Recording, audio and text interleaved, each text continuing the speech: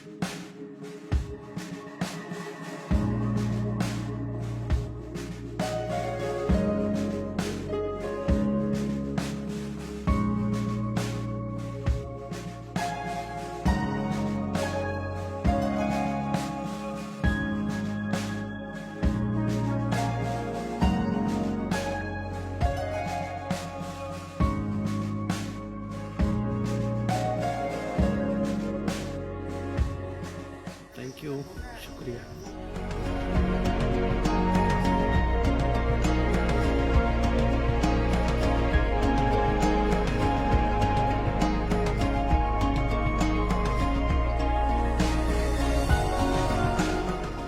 दोस्तों अज तुसें दिक्खिया भी मैं सिर फिर पग गी बन्ना दा हाँ, तो ये वीडियो तुहाड़े तक पहुँचाने का मकसद सिर्फ ये है बई अस डोगरे हाँ, तो खास तौर पर मेरी जी नौजवान पीढ़ी है, साड़ी आने वाली पीढ़ी है ना, ये अगे मेरी दरखास्त है बई तुस पगड़ी बनना पग बनना ज़रूर सिक्खो। अपने घर ब्याह होवे, अपने घर पूजा होवे, कोई भी फंक्शन होवे तो पग पाना ज़रूर सिक्खो। किसी का सम्मान करना होवे उसी पग पाओ, तो लेकिन ये पग पाना नहीं चाहिए। साढ़े बजुर्ग गै पग्गां बनदे हे ते नंगे सिरै उसलै लोग जंदे नहीं हे। अजकल तो खैर पॉसीबल नहीं है भी तुस सारे गै पग पाइयै जाओ, लेकिन अपने जेह्ड़े तुहाडे हून साढ़े ब्याह शादियां न या साढ़े पूजा दे या साढ़े त्यौहार न, उ'नें ध्याड़ें पर तुस पग पाओ तो बड़ा गै अच्छा लगदा है। तो दोस्तों दूई गल्ल एह् है बई पग बनना कोई औखी भी नहीं है। तुसें दिक्खी लिया, हून मैं दस्सेआ भी कि'यां पग बननी है, तो कोई इसी मता समां भी नहीं लगदा हैं, खिच्चियै 3-4 मिनट लगदे न। तो इसी प्रैक्टिस करो तो इसी बनना सीखो।